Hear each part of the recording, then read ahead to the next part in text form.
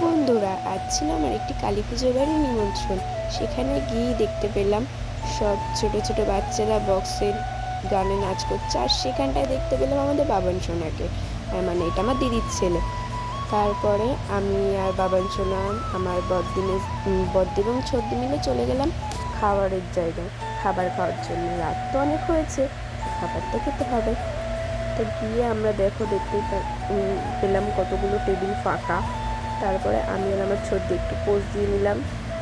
তারপরে বাবান সোনা খেলা করছে, আর এদিকে আমরা খেলাটা দেখছি, বাবান সোনার সাথে খেলছিলাম আমরা। তারপরে খেলতে খেলতে দেখি প্লেট চলে আসলো, প্লেটের মধ্যে খিচুড়ি দিয়ে দেওয়া হলো একটুখানি করে সবাইকে ভোগ মায়ের। তারপরে এখানে বাসমতি পোলাও এবং ছিল আলুর দম সাথে, খুব টেস্ট ছিল।